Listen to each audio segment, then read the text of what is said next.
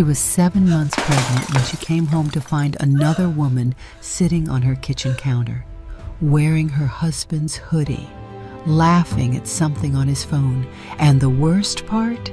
He did not deny it. He did not beg. He did not cry. He did not even raise his voice.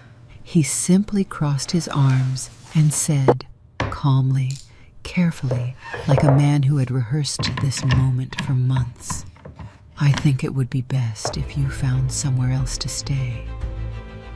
He listed the assets in his name, the house, the car, the insurance, one by one, like items on a receipt. She was 7 months pregnant, and he was handing her an invoice for the life she thought they built together. So she packed one bag, she picked up her keys, and she walked out, exactly the way he knew she would. What Derek Whitfield did not know, what he never bothered to find out in 4 years of marriage, was who he had actually married. He saw a woman who was comfortable, quiet, reasonable, a woman who would not make a scene. He did not see the $47 million in a trust fund bearing her name.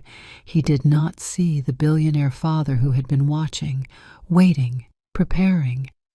And he did not see the woman his wife was about to become, not out of anger, not out of revenge, but out of something far more powerful than either. This is the story of Claire Ashworth. And what happens when a man underestimates the woman he chose to destroy? Lesson statement. Sometimes the most dangerous person in the room is the one who was quiet enough to let you believe you had already won. Meaning and value. This story is for every woman who has ever made herself smaller to fit inside someone else's plan. For every woman who has packed her dignity into one bag and walked out of a door, wondering if she had anything left. This is proof that what looks like an ending is sometimes just the moment before everything falls into place. If this story moved you, if you saw yourself in Claire even for one moment, hit the like button right now. It takes 1 second, and it tells us to keep creating stories like this one. Drop a comment below. Tell us, what was the moment that got you? We read every single one. Share this with someone who needs to hear it today. You probably already know exactly who that person is. And if you are new here, welcome. Subscribe and turn on the bell. We tell stories about women who were counted out and came back as something no one saw coming. You are in the right place. A key turned in a lock. Footsteps stopped. Claire Whitfield stood in the entryway of her home, holding 2 paper grocery bags and listening to a sound that did not belong. A woman's laugh, low and easy and completely at home in a place where it had no right to be. The third bag had broken in the parking lot. The handle gave out next to her car, and a can of crushed tomatoes rolled under the front tire, and she had left it there. She had been thinking about that can the whole drive home, thinking about whether the tile grout in the downstairs bathroom needed replacing, thinking about whether the baby had moved enough today, or whether she was just not paying attention the way she should be. She was always second-guessing herself these days. That part was not new. Claire set both bags down on the entryway floor. The marble was cold. The house smelled like something cooking, something with garlic and olive oil. She had not started anything before she left. Her hand went to her stomach, not dramatically, just rested there. She walked to the kitchen doorway. Amber Prescott was sitting on the kitchen counter. Claire's kitchen counter. The white quartz Claire had spent 3 weekends choosing because Derek wanted gray, and she wanted white, and white was the one thing she had insisted on. Amber was wearing Derek's gray company hoodie, and her bare legs dangled over the cabinet below, and she was laughing at something on a phone screen. Derek was standing between her knees. His back was to the doorway. One hand rested on the counter beside Amber's thigh. The grocery bag Claire had forgotten she was still holding hit the floor. A jar of marinara sauce broke. The sound was enormous in the quiet house. Derek turned around. Claire looked at her husband. 37 years old, the man she had married 4 years ago in a garden ceremony in September. The man who had held her hand in the ultrasound room 8 weeks ago and said nothing but squeezed her fingers so hard she thought he might actually be moved. She stood in the doorway, with marinara sauce spreading across the white tile, and she thought, I knew, and I kept deciding not to know. The baby kicked, hard. The first real kick she had felt all day. Claire, Derek said. Amber went very still. Claire did not scream. She did not throw anything else. She did not cry. She stood there for what felt like a long time, but was probably 4 seconds, and she looked at her husband, and she looked at the woman on her counter, and she felt something in her chest go very quiet. She turned around. She walked back to the entryway. She picked up the 2 grocery bags from the floor. She carried them to the front porch and set them down beside the potted fern she kept meaning to water more regularly. She sat down on the porch step. The door was still open behind her. She did not go back inside. The neighborhood was quiet. Tuesday afternoon, a school bus had come through 20 minutes ago. The Hendersons' dog was barking at something 2 houses down. The maple at the end of their driveway had started to turn. She had not noticed that until now. First orange leaves at the tips of the upper branches, fall coming without anyone asking permission. She sat on the step and she counted the red flowers in the pot beside the Hendersons' front door. 7 of them, small and bright against the gray stone. She counted them again. 7. She started over. 3 times she counted those flowers and got to 7 each time, and each time she started over. Derek came to the door. He did not ask if she was okay. His first sentence was not that. Claire, he said, let's not make this into something it doesn't have to be. She turned and looked at him. He was standing in the doorway of their home with his arms crossed. Not aggressively, more like he was cold or protecting himself from something. Let's not, she said. She turned back to the street. We should talk inside, Derek said. In a minute, Claire said. He went back in. She sat on the step and she breathed. In through her nose, out through her mouth, the way Dr. Fitch had shown her for labor preparation. It was not labor. It was just the end of something. She was not sure yet of the exact shape of what was ending, but she could feel the edges of it. The marinara sauce was still spreading on the kitchen floor. She hoped Amber would clean it up. That thought, petty and specific and entirely beneath the scale of the situation, made her almost smile. Almost. She stood up. She straightened her coat. She went inside. Amber had moved from the counter to the living room doorway. She was holding her own phone now, and she had the look of someone who has decided their best strategy is complete stillness. You should go, Claire said to her. Amber looked at Derek. Derek said nothing. Amber went to the entryway, collected shoes that were not her shoes.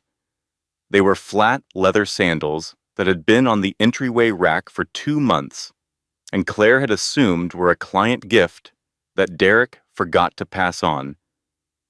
And she left. The door closed. Claire and Derek stood in the kitchen. The marinara was still on the floor, a dark red pool with one large shard of glass in the center and smaller ones scattered toward the refrigerator. Neither of them moved to clean it. How long? Claire said. Derek rubbed the back of his neck. Claire, How long? She said again. He looked at the window above the sink, not at her. 8 months, he said. 8 months. Claire was 7 months pregnant. The math landed before the words did. 8 months ago, she had been in this kitchen making coffee on a Saturday morning, and Derek had come up behind her and put his arms around her and said something about the weekend. Something easy and ordinary. 8 months ago, they were a couple with ordinary Saturday mornings. 8 months ago, he had already started. I was going to tell you, Derek said, after the baby. I didn't want to disrupt the pregnancy. I didn't want to disrupt the pregnancy.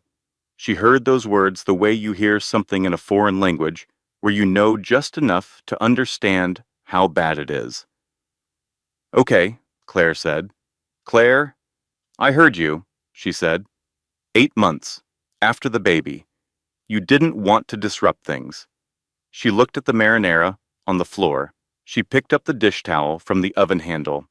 She crouched down slowly, carefully, the way she had to do everything now at 7 months. She picked up the large piece of glass with 2 fingers and placed it in the trash. She began wiping up the sauce. You don't have to do that right now, Derek said. Someone does, Claire said. She cleaned up the marinara. She rinsed the towel. She wrung it out over the sink and draped it over the faucet. Her hands were steady. She did not understand why her hands were steady, but she was grateful for it. What happens now? She said. It was not a question. It was a request for information. Derek crossed his arms again. I think it would be best if you found somewhere to stay, for now. I'm 7 months pregnant, Claire said. I know, Derek said. I'm sorry about the timing. She looked at him for a long time. Sorry about the timing. The house is in your name, she said. The mortgage is in my name, he said. Yes. The car? Is leased under my account. Yes. My insurance? Is through my employer, he said it gently, with what appeared to be genuine regret about the administrative inconvenience of all of it. You have family, Claire. You can go there. She had not spoken to her father in 4 years. Her mother was in Scottsdale, and they talked twice a year at best. I'm 7 months pregnant, she said again. I know, Derek said again. The clock on the microwave read 4:17. She had been home for less than 30 minutes. She went upstairs. She packed a bag. She took her toiletries, 2 changes of clothes, her laptop, her prenatal vitamins, the folder of medical documents from Dr. Fitch's office, and the small framed photo from her nightstand, not of Derek, as it turned out, but of herself and Patrice at a concert 4 years ago, laughing at something off camera. She came back downstairs. Derek was in the living room. He was on his phone. She picked up her keys from the entryway bowl. I'll be in touch, she said. He looked up. Something moved across his face. Not regret, exactly. More like the expression of a man watching a situation unfold exactly as he planned and finding the reality of it slightly less comfortable than the plan. Claire, he said. She walked out. She put her bag in the car. She sat in the driver's seat. She put both hands on the steering wheel. The maple at the end of the driveway was still turning. Orange at the tips. It would be fully changed by next week. The whole tree, red and gold, and she would not see it from this driveway. She backed out and drove. She did not know where she was going yet. She drove for 4 blocks and pulled into the Walgreens parking lot and stopped the car. The engine ticked. The radio was on low. A commercial for a furniture store. Sale ends Sunday. She sat there. She thought about the crib, still in the box in the nursery corner. Derek had said he would put it together. She had given him 1 more weekend, then 1 more, then 1 more after that. I kept giving him 1 more weekend. She said it out loud, alone in the car, to no one. She called Patrice. Patrice answered on the first ring. He's kicking me out, Claire said. He has someone else. I need somewhere to go. A pause. One breath. Honey, Patrice said, I've been biting my tongue for 2 years. Patrice Holland lived in a second-floor apartment 12 minutes from Westfield Heights. She had given Claire a key 2 years ago for plant watering purposes during a vacation, and neither of them had ever mentioned getting it back. Claire drove there on autopilot. She parked in the visitor spot and sat in the car for another 5 minutes before going up. Patrice met her at the door in socks and a sweater, holding her phone in one hand and opening the door wide with the other. She said nothing. She took Claire's bag. She brought Claire inside. The apartment smelled like Patrice's candle, something with cedar and orange peel. And there was a cooking show on television with the volume down. 2 cats were on the couch. One of them looked up and then looked away with the particular indifference only cats can perform. Claire sat down on the couch. The cat closest to her moved approximately 2 inches further away. Tell me, Patrice said. So Claire told her. She told it simply, without performance. The groceries, the hoodie, the counter. Derek's arms crossed, his voice calm, his administrative rundown of whose name was on which account. 8 months after the baby.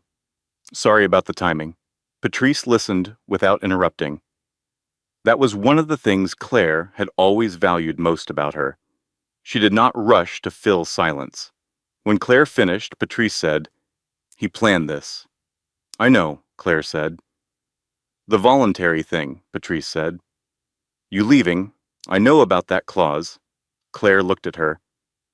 Owen mentioned it once, Patrice said. Owen Reeves was her husband, Derek's business partner. A while ago, in the context of, it was a general conversation about asset protection. I didn't think anything of it then. Claire turned that sentence over. How long have you known about Amber? Claire said. Patrice set her phone face down on the coffee table, deliberate. I've seen them together at company events, she said. The way he didn't look at her in front of you. The way he talked about work in a way that never mentioned her, even though she's his direct assistant. I said something to Owen. What did Owen say? He told me to stay out of it. The room was quiet except for the soundless cooking show. A contestant on screen was carefully folding something into a bowl. Methodical. Precise. Owen knew, Claire said. Patrice's silence was its own answer. Claire's world folded in a second time, not dramatically, more like a piece of paper being folded in half and then half again, getting smaller and denser and harder to open back up. The affair, the house, the insurance, the car, Owen, knowing, Patrice staying quiet, every person in their social circle, suddenly a question in her mind. The baby moved, a slow roll, like a turn and sleep. Claire put one hand on her stomach. What did Derek say? Patrice asked. After you found them. He was very calm, Claire said. He had answers for everything. He had clearly thought it through. She paused. He said he didn't want to disrupt the pregnancy. Patrice made a sound. It was not a word, but it communicated clearly. He also said I had family I could go to, Claire said. You're here, Patrice said. I'm here, Claire agreed. Patrice got up and made tea. The kettle was loud in the small kitchen. The cats rearranged themselves. Claire took off her coat, the coat she had been wearing since she left the house. She had not noticed until now. She laid it over the arm of the couch and looked at it. In the right pocket there was a lip balm, her car key, a grocery receipt, and something else, something flat and stiff. She reached in and pulled out a business card, plain white, embossed letters. She had no memory of putting it there. She turned it over. Miles Sherwood, Ashworth Legal Group, Family Matters, Confidential Consultation. She had a vague memory. A parking lot, her OB's office, a card under her windshield wiper. She had pocketed it without thinking. That had been 4 months ago. Maybe 5. She set it on the cushion beside her. Patrice came back with 2 mugs. "Nora called," Claire said. Patrice stopped. "While I was driving here, I let it go to voicemail." Claire picked up her phone. She played the voicemail on speaker. Nora Whitfield's voice was precise, controlled. The voice of a woman who had been managing situations for 61 years and considered herself expert. "Claire, I think it would be best for everyone involved if you handle this quietly and with discretion. Derek has a career to protect and a reputation in this community. A custody situation is going to be very complicated given that you haven't worked in 3 years. I just want you to think carefully before you do anything rash. Call me when you're ready to have a sensible conversation." The voicemail ended. "I'm not crazy. I know exactly what she just threatened." That was the thought, clear and declarative, not a question about whether she was overreacting, not a wondering whether Nora meant something else. She knew what she heard. "She threatened you," Patrice said. "She did," Claire said. "While you're 7 months pregnant and your husband just kicked you out of your home." "Yes." Patrice sat down. She wrapped both hands around her mug. She looked at the business card on the couch cushion. "Ashworth Legal Group," she said. "It was under my windshield at Dr. Fitch's office," Claire said. "Months ago." "That's your maiden name," Patrice said. "Yes," Claire said. They both looked at the card. Claire picked it up. She turned it over again. The embossing was deep and even. Good card stock. The kind that cost something. She set it back down. She drank her tea. It had gone lukewarm already, but she drank all of it because she had not had enough water today, and her prenatal vitamins always made her slightly nauseated when she was dehydrated, and she needed to not add that to the current situation. Practical. She was being practical. "He used my practicality against me," she thought. "He knew I would not make a scene. He knew I would think about the practical things. He chose that moment because he knew what I would do." She had done exactly what he predicted. She had left. Patrice's phone buzzed on the coffee table. Patrice turned it over, looked at it, and set it back down face first. "Owen?" Claire asked. "Yes," Patrice said. "Don't answer it yet," Claire said. "I wasn't going to," Patrice said. They sat together in the cedar and orange peel quiet of the apartment while the cooking show contestant plated something elegant on a white dish and smiled at a camera they could not hear. That night, Claire lay in Patrice's guest room in her clothes because she had not thought to pack pajamas. The room was small and smelled of clean laundry. There was one window facing the parking lot. A street light came in through the gap in the curtains. She stared at the ceiling. 3 times she picked up her phone to call Derek. 3 times she set it back down. She was not going to call Derek. She picked up the business card instead. She looked at it for a long time. Then she dialed the number. It rang once. A man's voice answered. Calm, unhurried. The voice of someone who was not surprised to be receiving a call at 11 o'clock at night. "Miss Ashworth," he said, "we have been waiting for your call." She had not given him her name. She had not said a single word. The streetlight came through the curtains. The parking lot was quiet. Her baby shifted and settled. "Who are you?" Claire said. "My name is Miles Sherwood," the man said. "I represent your father's interests. And yours, if you'll allow it." She had not been called Ashworth since before the wedding.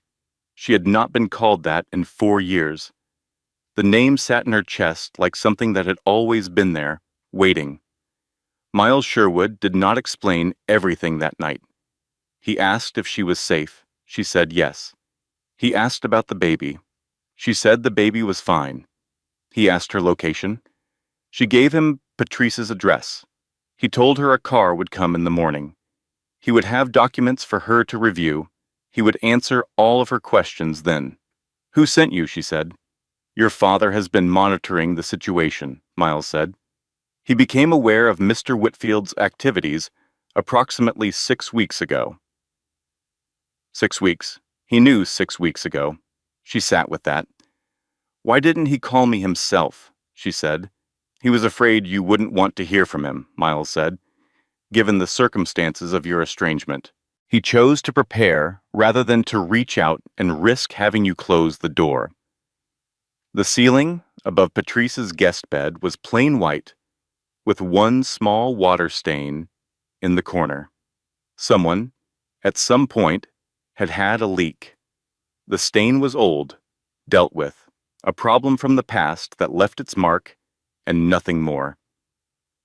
I'll see you in the morning, Claire said.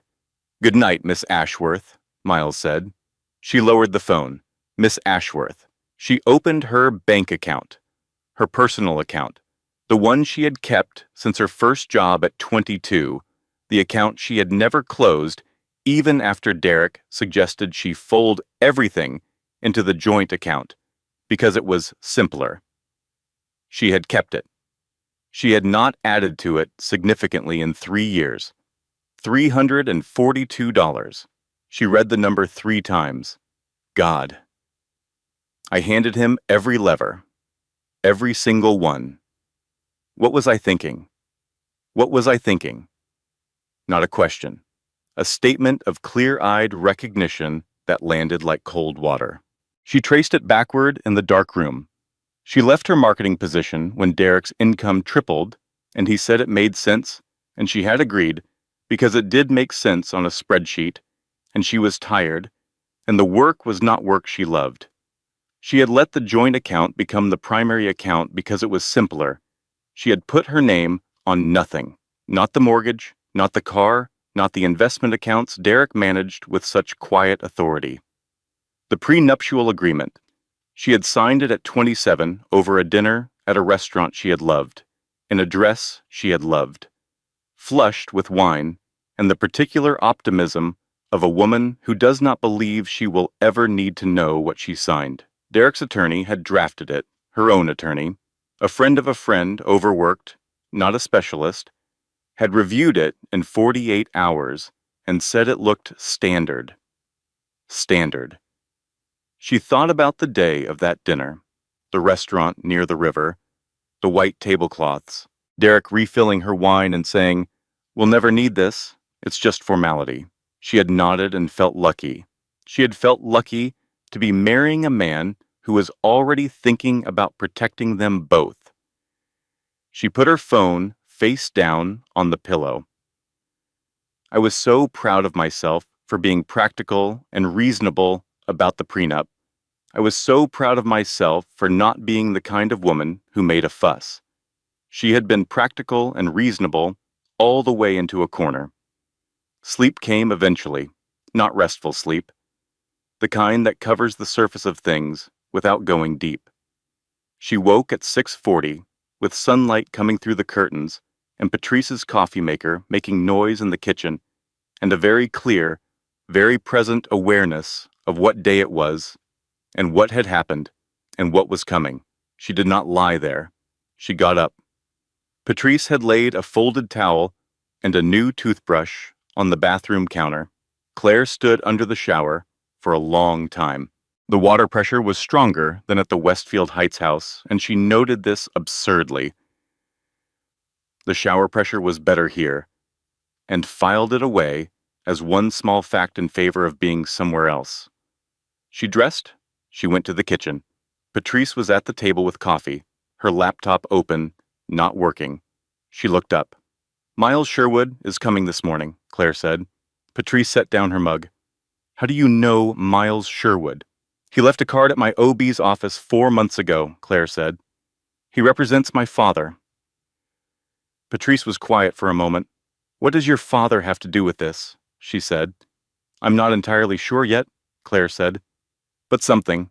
She poured herself a glass of water. She drank all of it standing at the counter. She was remembering the good things now.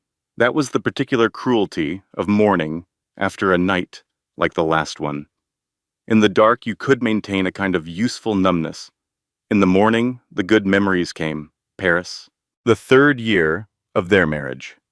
Derek had surprised her with the tickets. She had cried at the Musée d'Orsay in front of a painting she had wanted to see since she was 19. He had stood beside her and not said a word, which was exactly right. The night they found out she was pregnant, he had gone completely still. Then he had picked her up, carefully, both hands, deliberate, and turned in a slow circle in the kitchen. She had laughed. He had laughed. The dinner they were supposed to be making burned on the stove. Every good memory was a question now. Was that real? Was that real? Was that the man or the performance? She could not sort it, and she was not sure she would ever be able to. Grief, she thought. This is grief, not for him, for who I thought he was. She was still at the counter when Miles Sherwood knocked on the door at 9. He was 45, slightly shorter than average, with the kind of face that did not invite small talk. He wore a gray suit and carried a briefcase, and he shook Claire's hand with both of his and said he was glad she had called and he was sorry for the circumstances. He sat at Patrice's kitchen table. He opened the briefcase. He set a folder on the table. "Before I show you this," he said, "I want you to know that your father prepared this because he loves you, and he is afraid he has already waited too long. He is not asking anything of you. He is offering you options." "What options?" Claire said. "That depends on what's in the folder," Miles said. She opened it. The folder had 3 sections. Section 1 was financial. Derek's business accounts over the past 2 years. Claire was not a financial analyst, but she did not need to be. Miles walked her through it slowly, pointing to the numbers, explaining the transfers in plain language. 3 transfers to a personal account she had not known existed, not joint, not business. A private account in Derek's name only. The transfers totaled $140,000 over 18 months. A property purchase, a studio apartment in the Meridian District, purchased 22 months ago under Derek's name. The lease on the parking space attached to that property listed a second name. Amber Prescott, 22 months ago. She had been 4 months pregnant when that apartment was purchased. He was building a life with her while I was building a nursery, while I was painting that room yellow. That was the same month, the exact same month. He told me 8 months, Claire said. We believe the relationship began significantly earlier, Miles said. She looked at the property documents, the address, the date. The name on the parking space lease. She did not cry. Something had hardened overnight, not bitterness, something more like clarity, the kind that comes when you stop hoping for a different explanation. How did my father get this? She said. He retained a private investigator 6 weeks ago, Miles said, when he received information that suggested your husband was planning to act. What kind of information? A mutual acquaintance, someone in Derek's business circle who had heard enough to be concerned. Miles paused. Your father has been in contact with Owen Reeves. Claire looked up.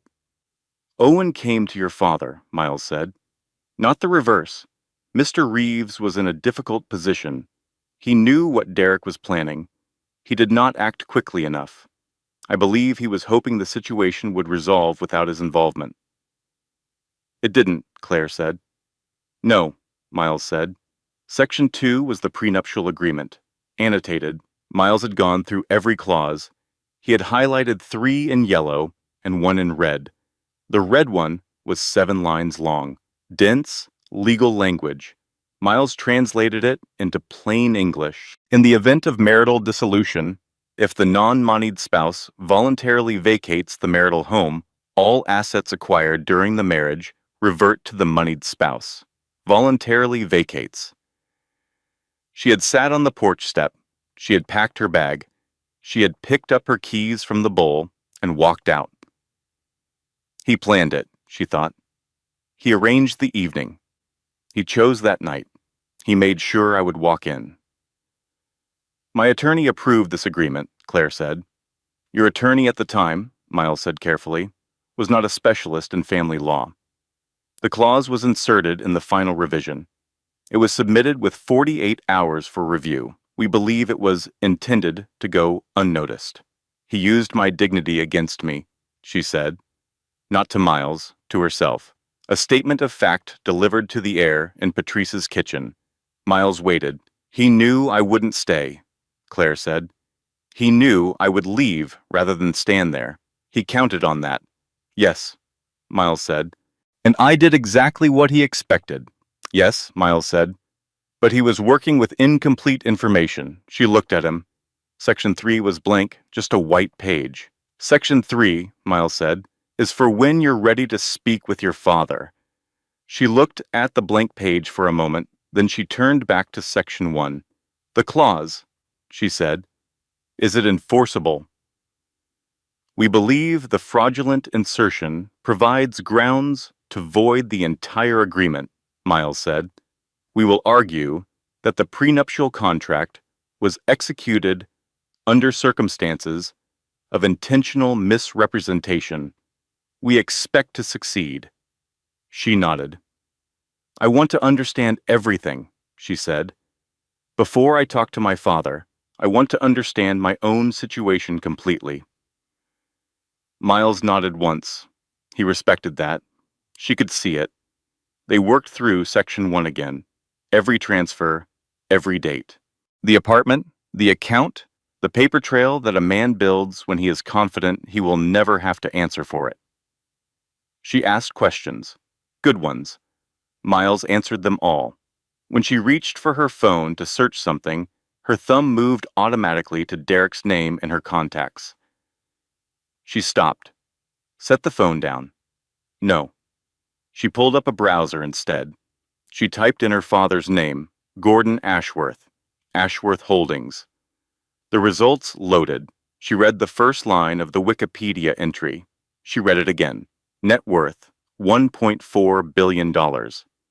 She read it a third time. $1.4 billion. He had been in logistics and supply chain infrastructure since 1987. Before she was born, before she was a thought. He had built something vast and unglamorous and entirely invisible to the world that Derek Whitfield occupied. Derek had researched her family before their wedding. She knew this. He had mentioned it once, casually, in the context of estate planning. He had described her family as comfortable. He had been satisfied with comfortable. He had not looked deeper. He married me thinking I was the comfortable girl from a comfortable family. He did not look past what he could see. She scrolled to the one photo on the page, an old one. Her father at some courthouse, 10 or 12 years ago, gray suit, hands in his pockets, not looking at the camera, looking at something to the right, his jaw, his eyes. She had her father's jaw and her father's eyes, and she had been looking at her own face for 31 years without fully allowing herself to see it there. Her phone rang. The name on the screen, Nora Whitfield. She looked at it for 2 full rings. She answered. Nora, she said. Claire. Nora's voice was crystalline, careful in the way that meant she had already chosen a position and was simply communicating it now. I think we need to have a very direct conversation. All right, Claire said. If you choose to make this adversarial, Nora said, the family has resources. We have character witnesses who would speak to your instability during the pregnancy. We have the prenuptial agreement. We have, she paused. Derek has photographs. I'm not going to be specific about that. I just want you to understand that the path of least resistance is also the path most favorable to everyone, including the child. Claire looked at Miles. Miles was looking at the table with an expression of contained patience. Mrs. Whitfield, Claire said. Yes. I'll be in touch through my attorney. She ended the call. Miles looked up. She mentioned photographs, Claire said. A common tactic, Miles said. Vague threat, no specifics, designed to destabilize. It didn't work, Claire said. I know, Miles said. I noticed. Patrice came back from the grocery store at that point, carrying 2 bags and stopping in the kitchen doorway at the sight of Miles. Claire introduced them. Patrice set down her bags and looked at the folder on the table and then at Claire. Are you okay? Patrice said. I'm getting organized, Claire said. That was the most accurate description of what was happening. She was not okay yet, but she was not broken either. She was locating the edges of the situation and mapping them the way she had always mapped things, quietly, methodically, without announcing it. Miles gathered his documents. I'll come back tomorrow, he said. With Section 3. I'll be ready, Claire said. After he left, Patrice put the groceries away, and neither of them spoke for a while. Then Patrice said, 1.4 billion. Yes, Claire said. Your father? Yes. Patrice opened the refrigerator, closed it, opened it again. Okay, she said. Okay. Do you want eggs? Yes, Claire said. I haven't eaten since yesterday. I know, Patrice said. I've been waiting for you to notice. She made eggs, real ones, low heat, patient, the kitchen filled with the smell of butter and coffee and something almost normal. Claire sat at the table and ate every bite. Owen Reeves called Patrice that night at 8:30. Patrice handed the phone to Claire without a word. Owen, Claire said. A pause. He had not expected her to answer. Claire. His voice had the quality of someone who had spent a week deciding what to say and had arrived at the wrong thing regardless. I've been meaning to. I know about the transfers, Claire said. I know about the private account. I know about the apartment. And I know you knew about at least some of this before you told Patrice to stay out of it. Silence. I want you to know, Claire said, that what happens next depends on this conversation.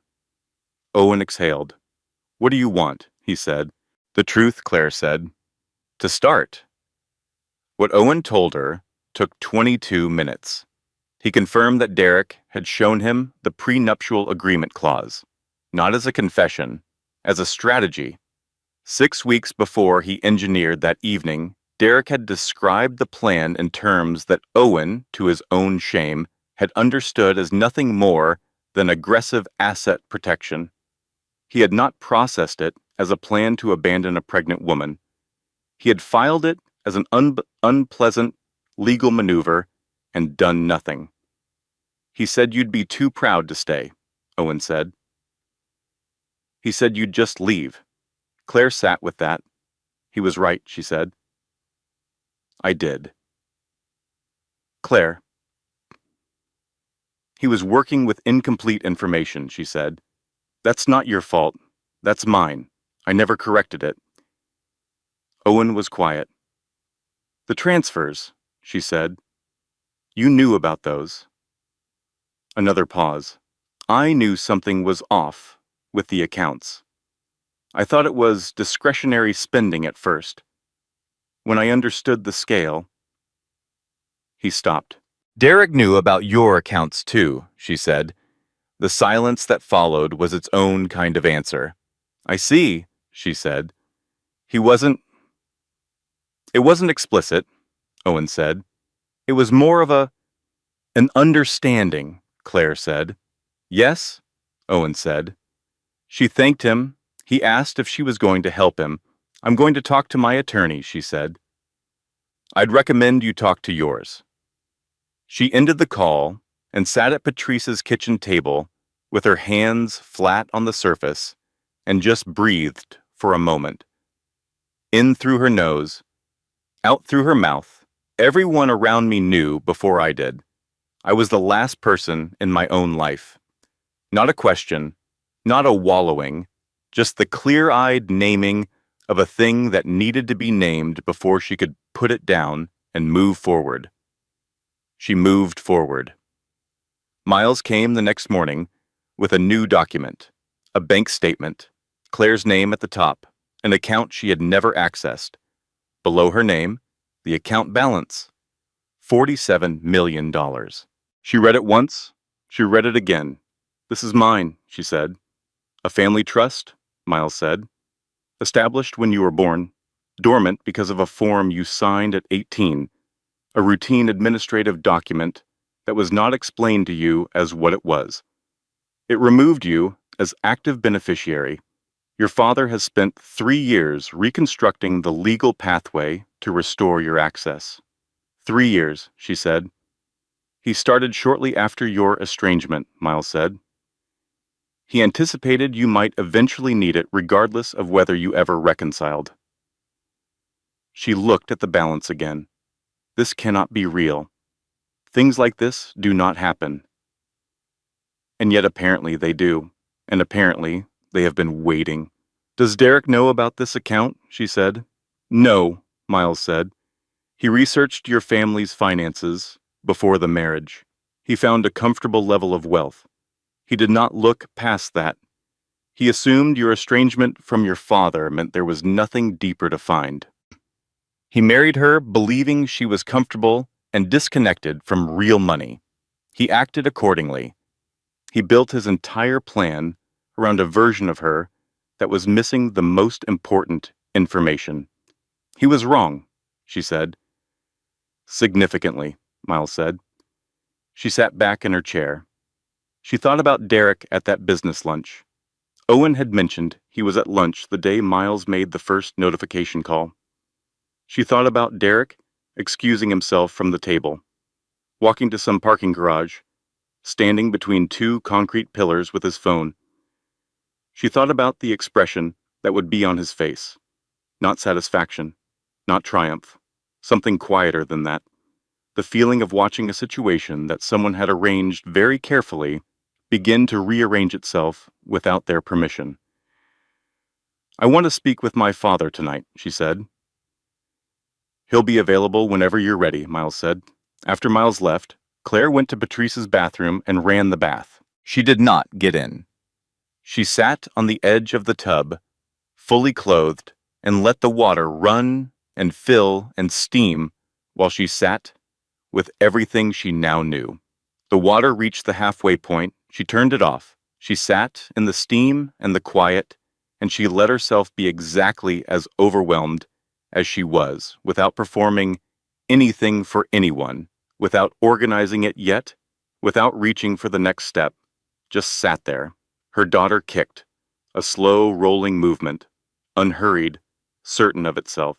I know, Claire said. I'm working on it. She pressed both palms flat against her stomach. I promise, she said. I'm working on it. She called her father at 9 o'clock that night. He answered before the second ring. Claire, he said. Just that. Her name, in his voice. The voice she had not heard in 4 years. Deeper than she remembered. Slower, the voice of a man who had stopped rushing things. She had told herself, over 4 years, that she did not miss him. That the estrangement was necessary. That her reasons were good. Her reasons had been good. A disagreement about her choices, his silence when she needed his approval, a conversation that went wrong, and then another, and then a distance that became its own structure. She had not known, until she heard his voice, how much she had been carrying. I'm in trouble, she said. I know, he said. I have known for a while. I am sorry I didn't call sooner. I was afraid you would not want to hear from me. She did not offer easy forgiveness. She was not ready for that yet. But she said, Miles told me about Section 3. Yes, Gordon said. Tell me, she said. He told her. The trust, its history, its dormancy, the administrative form she had signed at a university office at 18 without understanding, the 3 years of legal reconstruction, The parallel track he had been maintaining quietly since learning, through channels he did not fully explain yet, that Derek Whitfield was not the man he appeared to be. "Why didn't you tell me?" she said. "When you found out, 6 weeks ago."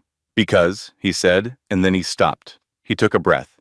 "Because I've not earned the right to walk into your life and deliver a crisis. I needed to have something to offer before I came back. I needed to have Section 3 ready." She looked at the ceiling of Patrice's guest room. "That is either very thoughtful or very controlling," she said. "It is both," he said. "I know that. I am not asking you to approve of it. I am asking you to let me help now." She thought about the water glass on Patrice's bathroom counter, the toothbrush Patrice had left out, the way people who love you make space for you before you know you need it. "Tell me about Section 3, she said. The Section 3 document, when Miles had explained it in full, had 3 components. The financial audit of Derek's accounts was already in process, triggered by the transfers Miles had identified, and the documents Owen had quietly shared with Gordon's team. The audit was independent. It would reach its own conclusions on its own timeline. Claire did not need to participate. The prenuptial agreement was being challenged on grounds of fraudulent inducement. The clause in question had been inserted after Claire's attorney completed her review. There was documentation, email timestamps, version tracking on the document file that showed the revision was made and submitted after the review period ended. This was enough, and the trust, $47 million, restored to active status, in Claire's name, accessible. "I don't need the money to live," she said to her father. "That's not what this is about." "I know," he said. "I need to know she's protected," she said. "My daughter." His voice changed, just slightly. "You know," he said. 3 weeks ago," Claire said. "I hadn't told Derek yet." A silence. "A girl," he said. "Yes," she said. Another silence. Longer this time. "What will you call her?" he said. I don't know yet," she said. "I've been thinking about Evelyn." "Your grandmother's middle name," he said. She had not remembered that.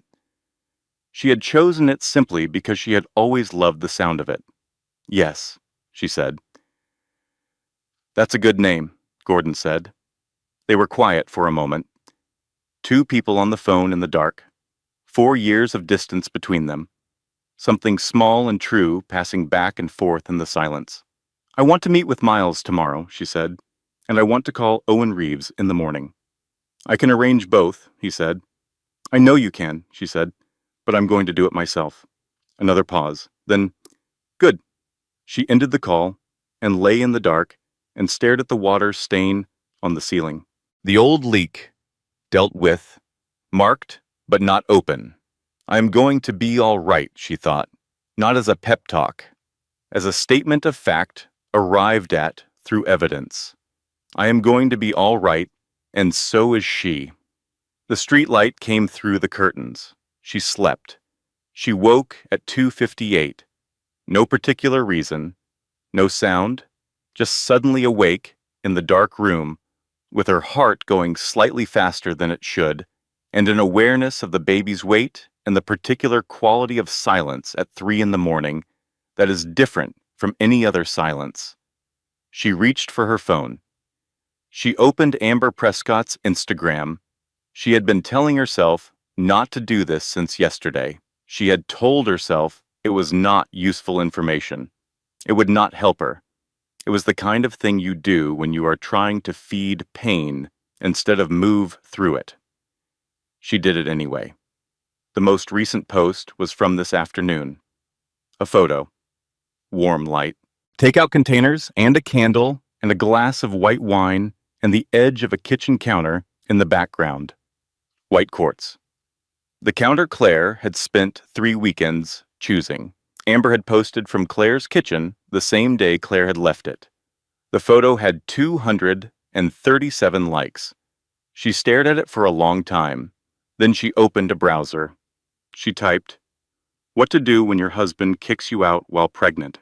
Stared at the results, closed the tab, opened it again, typed the same words, closed it again without reading. She set the phone down on the mattress. She lay on her back in the dark with her hands on her stomach, and she let herself feel the full weight of it. All of it at once. The kitchen counter, the hoodie. Derek's voice saying sorry about the timing. Nora's voice on the voicemail, smooth and weaponized. Patrice staying quiet for 2 years. Owen filing it away.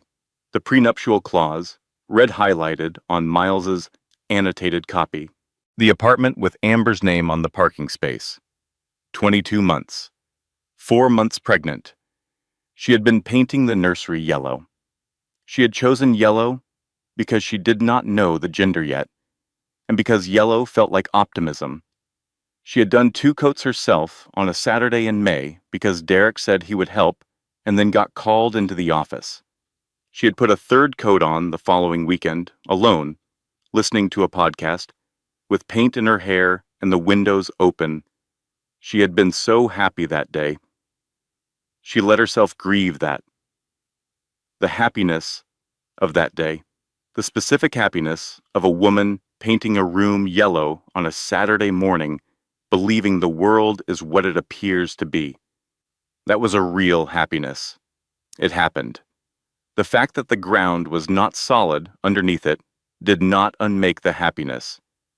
He cannot have that day, she thought. That day is mine. I painted that room. I was happy. He does not get to take that. At 3:47, she got up. She went to the kitchen. She did not turn on the overhead light, just the light above the stove, small and yellow and sufficient. She made herself a cup of herbal tea.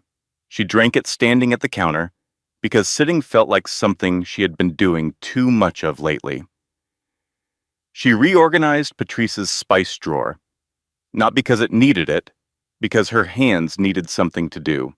She pulled everything out and arranged it alphabetically, and then by frequency of use, because alphabetical was not actually practical, and she knew where her practical brain was, and she was going to use it. Basil, bay leaves, cardamom, cayenne. She worked her way through the whole drawer. Patrice found her there at 5:15, still in the kitchen light. "Are you okay?" Patrice said. "I reorganized your spices," Claire said. "I noticed," Patrice said. "I put the ones you use most in the front," Claire said. "Thank you," Patrice said. She put the kettle on and sat at the table and looked at Claire and did not ask any more questions. That was friendship. Claire understood it with new clarity in that early morning kitchen. Friendship was a person sitting down at 5 in the morning in their socks and not asking you to explain yourself. "I'm going to call Owen at 7, Claire said. "I'll make breakfast first," Patrice said. "Thank you," Claire said. She called Owen at 7. He sounded afraid. She was precise. She told him what she knew. She told him what Miles knew. She told him that the financial audit was already in process and that its conclusions would be what they would be regardless of his participation. "But," she said, "your participation now in the form of full cooperation with the audit and a formal statement to Miles about the prenuptial clause would go a long way toward determining how your role is characterized when this resolves."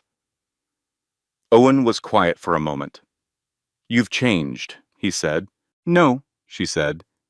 "You just didn't know me." She ended the call. She ate the breakfast Patrice had made. Eggs again, toast, a glass of orange juice. She ate every bite. Her hands were steady. She had not lost anything, she realized. She had not lost herself. She had simply set herself down somewhere and forgotten to pick her back up. She was picking herself back up now. One clear morning, action at a time. Miles called at 11 to say Owen Reeves had contacted his office. He had requested a meeting. He was prepared to cooperate fully. Miles said this the way someone says a thing they are pleased about while remaining professionally composed about it. "Good," Claire said. There is one more thing, Miles said. Derek's attorney called this morning. They appear to be requesting a preliminary conversation. About? They did not specify. We believe Derek has become aware of certain developments. I would recommend we meet in person before we respond to them. Spitbomb. I'll come to your office, Claire said. She had not been to Ashworth Holdings before. Her father had built the building after their estrangement. She knew the address from the documents. She took a car. She had been avoiding driving. Her focus was good, but her sleep was not, and Dr. Fitch had told her at the last appointment to be careful with fatigue in the 3rd trimester. The building was 40 stories of glass and clean stone in the financial district. Not flashy, not the kind of building that announces itself, the kind that simply exists at a scale that makes the buildings around it seem to be trying harder. There was a plaque near the elevator bank, small, brass, simple. Ashworth Holdings, Estampt, 1987. 1987. She was born in 1993. He started this before she existed. Her father was waiting in the lobby. 64 years old. She had been looking at the one old Wikipedia photo for 2 days and expecting the man in that photo. The man in the lobby was older, gray at the temples and throughout now, the same jaw, the same eyes, gray-green, different in different light, hers exactly. He looked at her the way someone looks at a thing they were afraid they had waited too long to see. He did not hug her immediately. He stood and he looked at her face and her stomach, and something moved through his expression. A specific grief, a specific relief, that she recognized as genuine because she knew what performed emotion looked like now, and this was not it. You look well, he said, despite everything. I'm not well, she said, but I'm not broken. He nodded once. That's enough, he said. For now, that's enough. The conference room was on the 38th floor. Views of the river on 3 sides, a long table of pale wood. Miles was already there, with 2 other attorneys Claire did not know yet, but would come to know well over the following weeks. Gordon gestured to the chair at the head of the table. She sat there. They spent 3 hours going through everything. She asked every question she had. She authorized what she was legally able to authorize. She asked for explanations when language was unclear, and she did not apologize for asking. At one point, there was a coffee tray brought in. She poured a cup for herself, poured one for Miles, poured one for her father, the small automatic choreography of it, taking care of others in the middle of her own crisis, the habit of it. Her father watched her do this. He smiled for the first time. Your grandmother did that, he said. Same thing. Middle of any situation, she would find the coffee. It was the first warm thing they had exchanged in 4 years. She held it carefully, not rushing toward it, not rejecting it, just holding it the way you hold something new that might be fragile. He kept showing up, she thought. That is the thing about him. He prepared, and he waited, and he kept the door open from his side, even when I didn't. She did not say this out loud, but she felt it settle somewhere in her chest, like a decision being made without ceremony. Her phone buzzed, Derek's name on the screen. She looked at it. She turned it face down on the table. Not yet, she said. Miles nodded. When you're ready, he said. I'll be ready tomorrow, she said. She called Derek on a Tuesday morning, 8 days after she had sat on the porch step counting red flowers. He answered on the second ring with a voice that was trying very hard to sound normal. We need to talk, he said. Yes, she said. We do. She drove to the house. She had thought she might feel something pulling when she turned onto their street. The maple was fully changed now, red and gold, every leaf turned. She had missed it at the peak, and she found she did not mind. Derek was in the kitchen when she came in. He had cleaned it. The white quartz was spotless. The marinara was long gone. He had also, she noticed, put away all the items on the counter that had been Amber's: the second coffee mug, the phone charger with a different connector than his, a travel-size lotion that was not the brand either of them used. The items were gone, but their absence was its own kind of presence. Derek looked tired in a specific way, the way a person looks when they have spent a week discovering that the floor they were standing on was not solid. He had been served with preliminary documents from the financial audit 3 days prior. Miles had confirmed this. His attorney had made 3 calls to Miles's office in the past 48 hours, each one slightly more urgent in tone. Owen Reeves had retained separate counsel.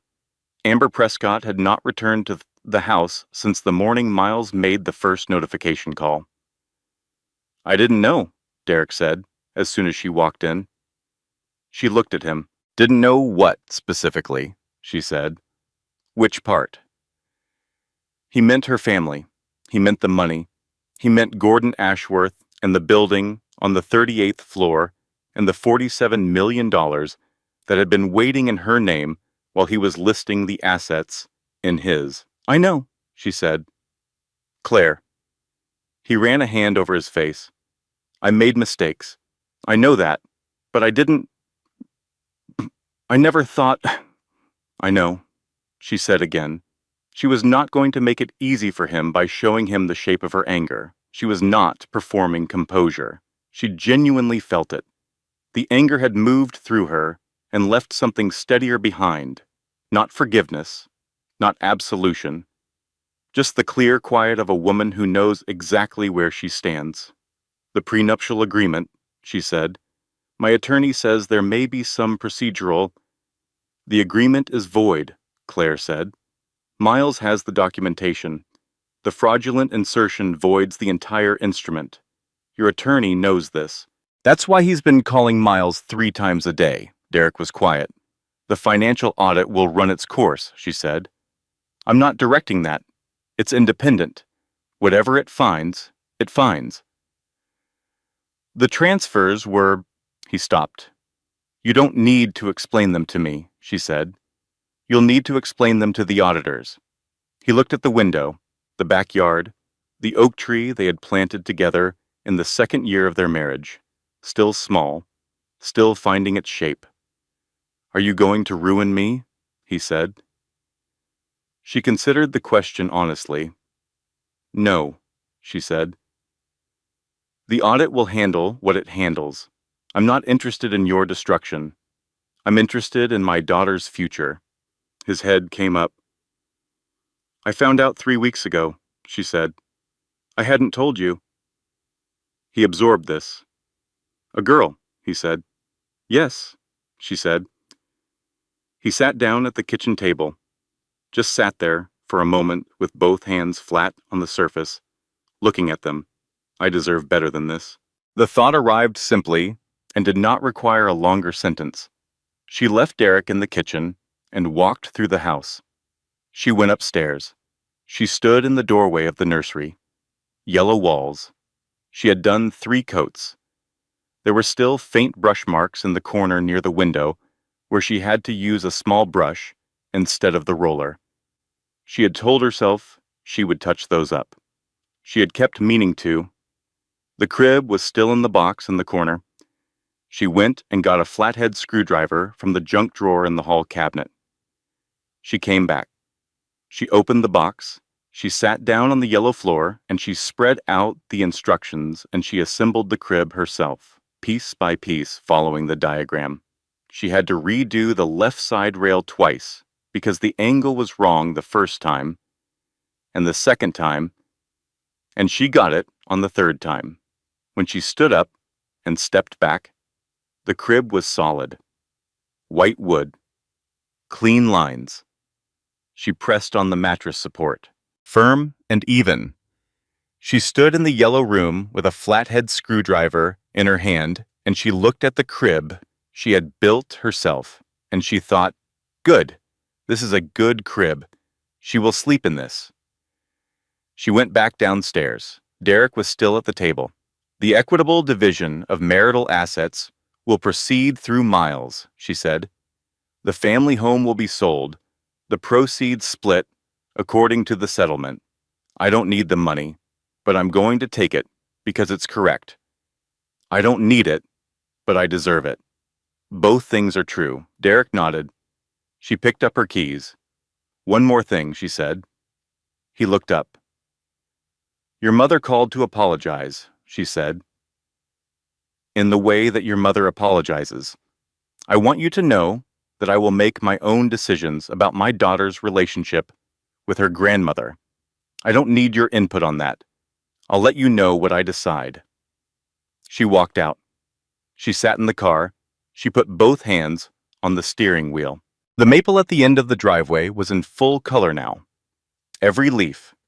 She had not seen it at the turn, but she was seeing it now, red and gold and entirely itself, not asking permission from anyone.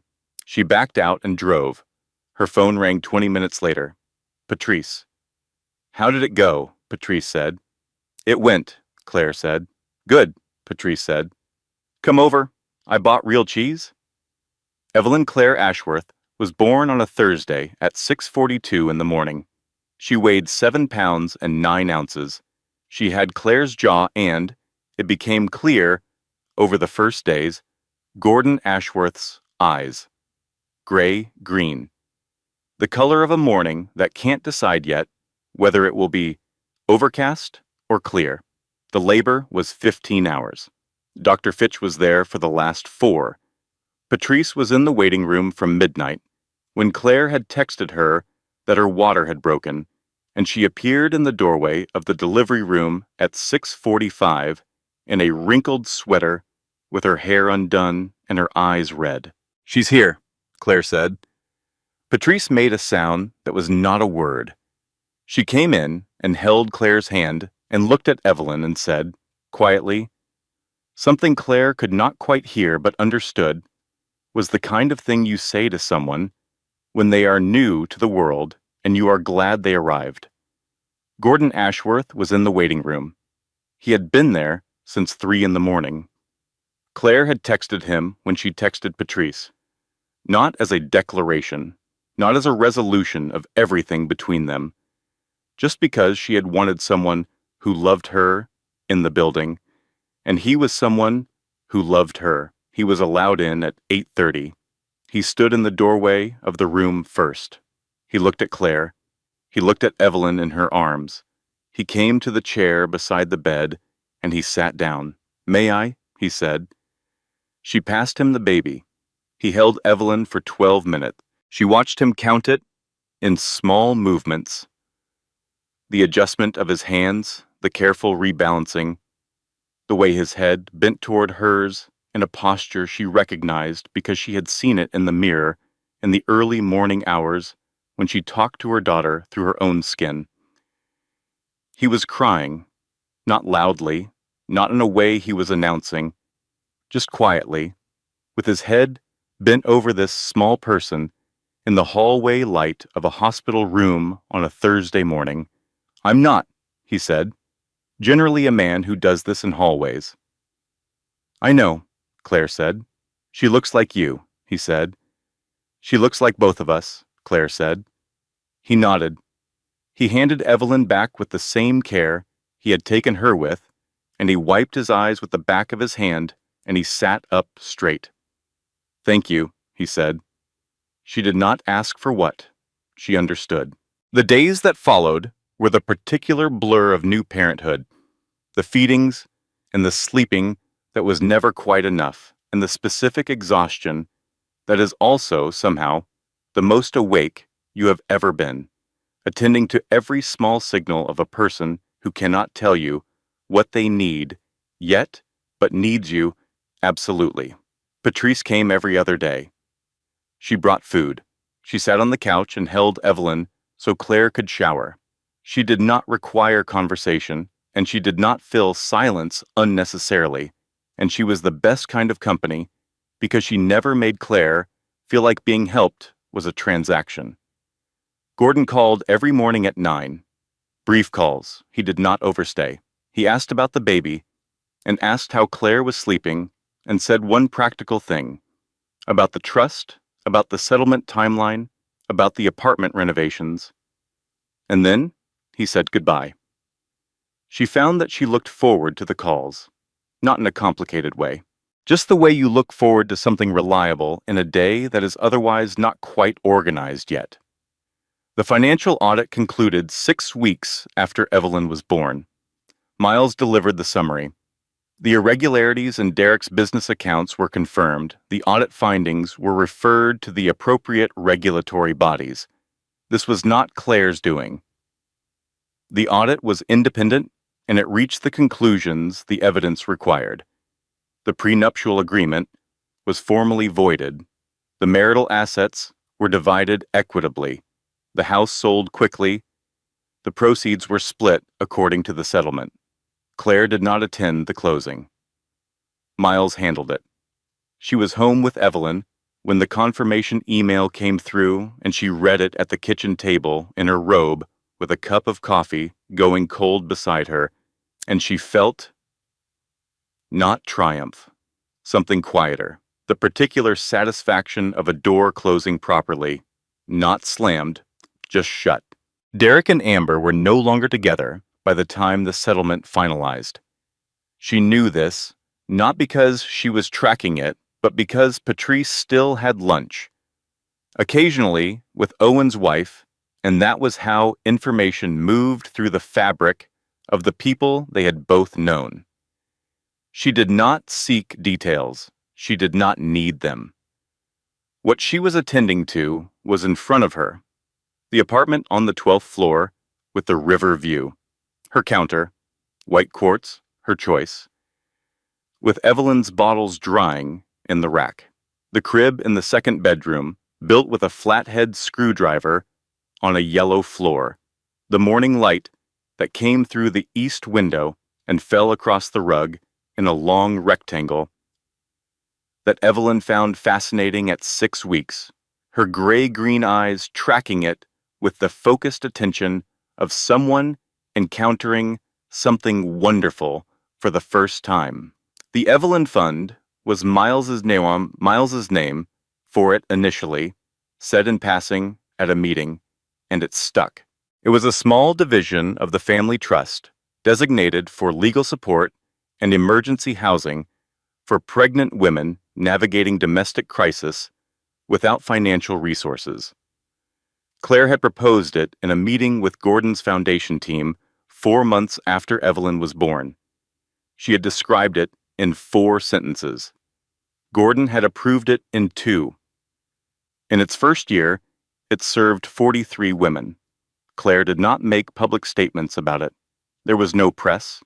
There was a website with a contact form and a phone number, and the words, "You do not have to navigate this alone." In the evenings, when Evelyn was asleep and the apartment was quiet and the river showed its lights in the dark through the window, Claire would sit on the couch with a cup of tea and she would think, not about Derek, not about the prenuptial clause, not about the white quartz counter in the Westfield Heights house, but about the yellow room, 3 coats, the brush marks in the corner she never touched up, the screwdriver, the 3rd attempt at the left side rail.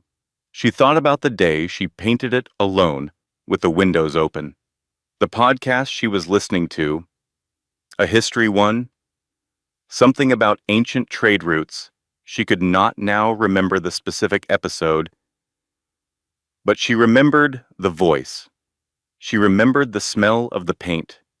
She remembered standing on the step stool, reaching for the corner near the ceiling, and feeling the baby move for the first time. That early flutter, she was not certain, was real until it came again. That day was mine, she thought. He could not have it, and he never could. That day was always mine. One evening, Evelyn was 3 months old, and had recently developed the habit of smiling at the kitchen light, which was both delightful and inconvenient at 2 in the morning. Claire was carrying 2 paper grocery bags from the car to the apartment. The bags were heavy. The elevator was slow. She maneuvered the door with one hip, the way you learn to do when your hands are always full. She set the bags on her counter and unloaded them.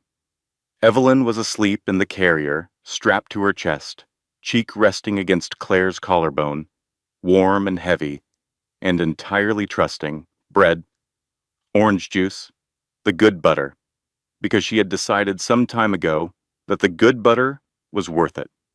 A jar of marinara sauce. She paused at the marinara. She turned it over in her hand. Ragu traditional, same brand as the one she had been carrying home on that Tuesday afternoon. She set it on the counter. The jar broke the same moment she did, but she had not broken. She had thought she was breaking. She had sat on a porch step and counted red flowers and believed she was watching herself come apart. But what she had actually been doing was sitting still long enough to figure out what she was made of. Turns out she was made of this, a woman who cleans up marinara with steady hands and packs a bag and drives to a friend's house and asks for help without performing collapse. A woman who reorganizes spice drawers at 3 in the morning because her hands need work. A woman who assembles furniture alone on a yellow floor and gets the left rail right on the 3rd try. Not the woman who falls apart, the woman who was falling into place. It just looked the same from the outside. She finished unloading the groceries. She put the butter in the refrigerator. She turned on the kitchen light, the one Evelyn liked, and her daughter stirred against her chest, not waking, just adjusting, settling deeper into the warmth. "I know," Claire said softly. The river was visible from the window above the sink, the lights of the city on the water, the kind of view that existed whether you were looking at it or not, patient and indifferent and beautiful. She had spent a long time not looking at things. She was looking now. The door that always stuck. She had learned the trick of it. A slight lift on the handle before you turn was behind her. Closed. The groceries were away.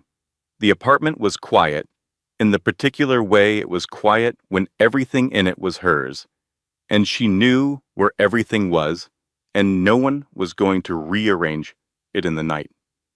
Evelyn breathed. The river moved. The kitchen light was warm. This is enough, Claire thought. This exactly as it is enough. Not as a consolation, not as a making do, as a fact, clean and complete, and requiring nothing added to it. She turned off the overhead light and left on the one above the stove. Small and yellow and sufficient. And she walked to the window, and she stood there for a moment in the glow of it, looking out at the water, her daughter sleeping against her heart, the good butter in the refrigerator, the left side rail solid. Everything that had to hold was holding. That was enough. That was more than enough. That was everything. Editorial disclaimer. This content was carefully researched, developed, and manually edited by our team with the purpose of delivering meaningful stories, genuine life lessons, and emotional value to our audience. Every detail has been crafted with intention and care.